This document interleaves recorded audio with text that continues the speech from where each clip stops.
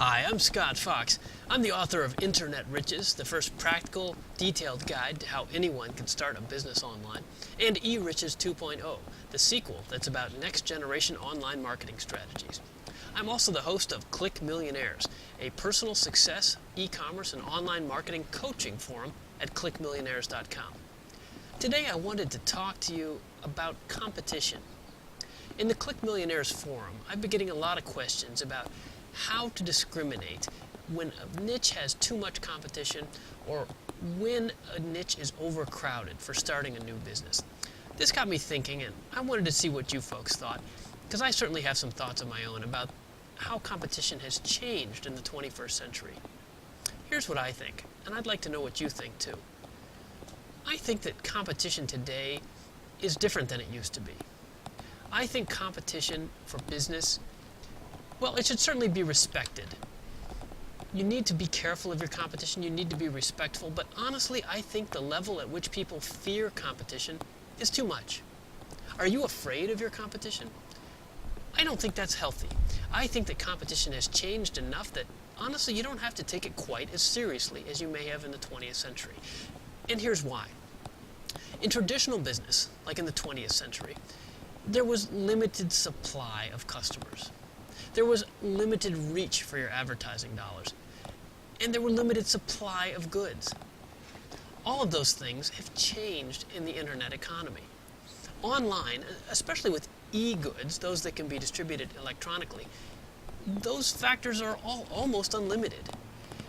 You can give away or distribute your goods almost for free, especially if they're downloadable products. You have almost unlimited reach. There are almost 2 billion people online, and those folks can be reached fairly inexpensively. And then the customers themselves, well, that's a 2 billion person market. Now, admittedly, those folks are divided up into different time zones and cultures and languages, but this is far more reach than the average entrepreneur or business owner had back in the 20th century, certainly at any cost-effective level. This, to me, means that there is massive opportunity for anyone. An online business is very cheap to start, and in fact, cheap to change. That means that if you find competition encroaching on your turf, well, you can modify your model. Hopefully you haven't invested millions of dollars and lots of time in infrastructure, in products, in signing a lease for office space, in advertising and insurance and parking and all that stuff that it used to take to start a business. Because there's less capital tied up, reconfiguring to adapt to competition seems to me to be a lot more affordable. That lowers your risk.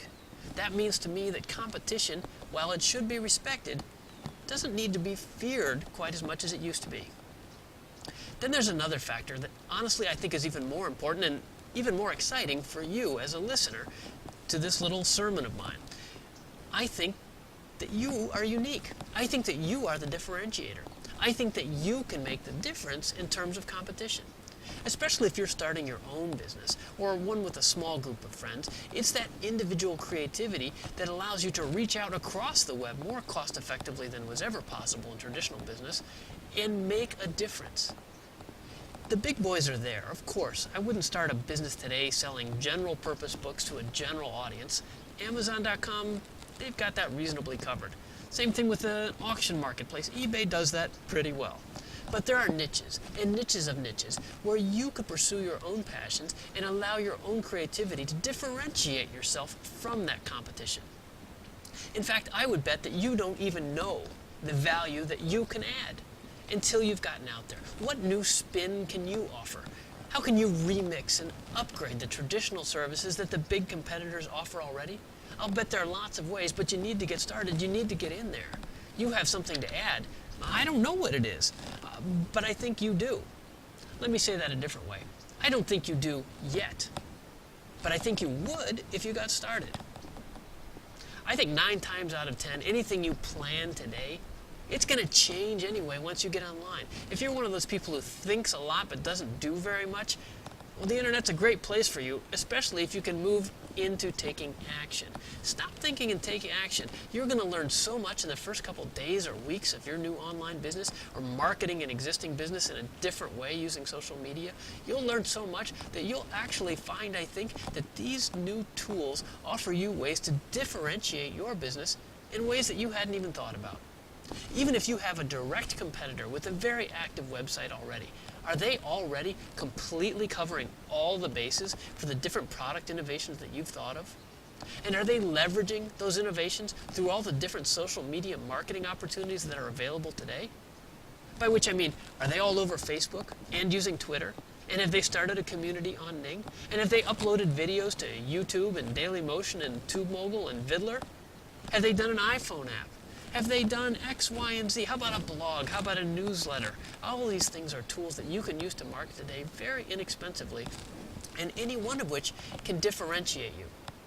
If you put those together with product innovation, and I'll admit, plenty of hard work, you can differentiate yourself from almost any competition today as long as you don't let the fear paralyze you from even starting.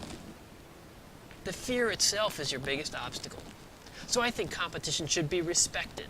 You want to be smart, but you don't need to live in fear. Plus, competition may be your best traffic source or affiliate partner or advertiser or even acquirer.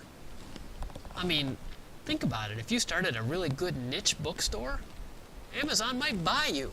It's easier for them to buy than build anyway. That's the new economy. Competition doesn't necessarily mean what it used to. I hope that you'll redefine it for yourself, and I hope that this is helpful to you. I'd love your feedback. I'd love to know what you think. Am I being naive here? I think these tools are differentiating, but only if you take advantage of them. I'd like you to get started. I'd like you to be smart and respect the competition. Do your homework first, but don't let that fear run your life and be an excuse for not getting going on what you know you need to do. So let me know what you think.